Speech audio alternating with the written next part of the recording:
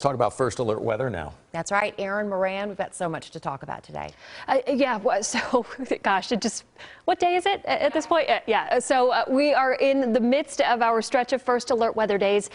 First alert weather day for tomorrow as well, but we're finally going to be done with this stretch tomorrow afternoon and certainly by Friday.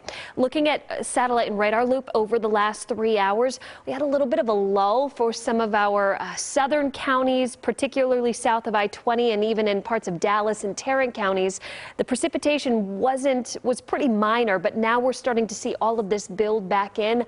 We were expecting this. It's going to be a long night of freezing rain, maybe a little bit of sleet mixing in at times, some cold rain for some of our southeastern counties, but we're just kind of getting started. So what we have seen so far today and what we're expecting to see for the last couple of hours of daylight here on this Wednesday, we've had some melting on the main roadways, but ice still remains on those less traveled roadways, and that's where things have been really slick. Now, a lot of you have been asking, why are we seeing melting when we've got temperatures that are in the 20s right now?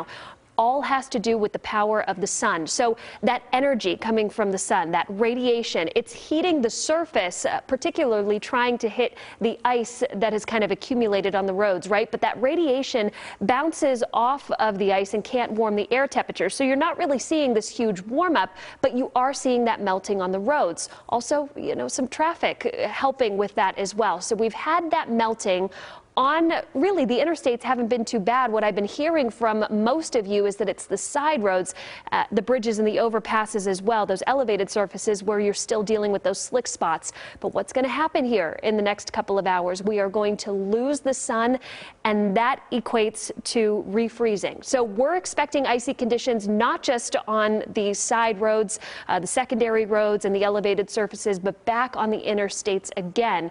We're really kind of expecting it to be a mess tonight and into tomorrow morning. Everything that melted will refreeze, and we've got more freezing rain expected. I just showed you the radar loop. We're starting to see that coverage really kind of pick back up. So we've got 20s right now, and particularly when you see temperatures dip to around 28 degrees or lower, that's when we really start to expect issues with accumulation. So just kind of looking at our East Fort Worth cam right now, you can see that roads don't look too terrible right now. You can at least see where they've been a little more traveled, but all of that is going to refreeze as mentioned. So an ice storm warning remains for all of the Metroplex, everyone kind of highlighted in purple through tomorrow morning. The winter storm warning remaining everywhere else, Scott, and that, of course, is because of what's to come tonight and into tomorrow. Yeah, absolutely. So that's why we're continuing to track this for you. And look at the temperature profile, as Aaron was just letting you know that, yes, we're below freezing, but as we go into tomorrow morning, all through the 8 to 9 o'clock time frame, the air temperature, right now we're forecasting it to remain below freezing. But then after that,